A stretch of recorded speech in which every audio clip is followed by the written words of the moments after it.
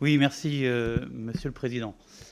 Je, je vois quand même que nous avons, et je m'en félicite, énormément de consensus sur un grand nombre de sous-amendements qui ont été déposés par plusieurs collègues. Et c'est vrai qu'il reste un débat et une divergence sur le sujet de l'écart d'âge et donc de cette exception que nous voulons mettre, l'écart d'âge de 5 ans.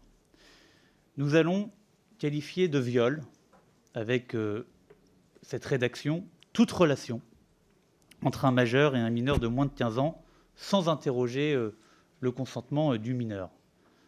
Ce que je comprends tout à fait et que je soutiens totalement. Mais peut-on assimiler un très jeune majeur à tous les autres majeurs? Peut-on se dire que du jour au lendemain, quand on a 18 ans, on devient, d'une certaine manière, totalement différent, un violeur, que quand on a, et la veille, on était toujours sous le statut de mineur. Cela, en plus, créerait une aberration dans notre droit. Pourquoi? Je prends deux exemples. À 17 ans et demi, un adolescent peut avoir une relation sexuelle avec un mineur de 13 ans. Ça fait 4 ans et demi d'écart d'âge.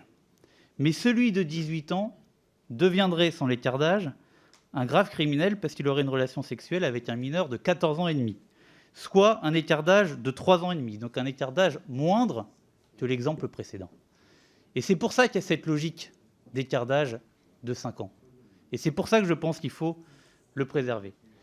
Enfin, je finirai parce que je crois qu'il faut aussi s'intéresser à cette réalité que vivent les adolescents dans leurs relations sentimentales et leurs relations sexuelles. Il y a une étude internationale qui est faite toutes les 4 ans par l'OMS sur les enfants, et notamment donc sur ce sujet de leur vie sentimentale et sexuelle. Il y a un adolescent sur 5 qui a eu un rapport sexuel en France en 3e ou avant, soit donc avant 15 ans. C'est donc une réalité. Nous avons 20% des adolescents qui ont un rapport sexuel avant 15 ans. 30% des filles qui ont eu donc un rapport sexuel avant 15 ans, au premier rapport, l'avaient avec un premier partenaire qui avait au moins 3 ans de plus qu'elle. Donc on voit bien que c'est une réalité, que cela concerne des milliers de personnes, de jeunes adolescents.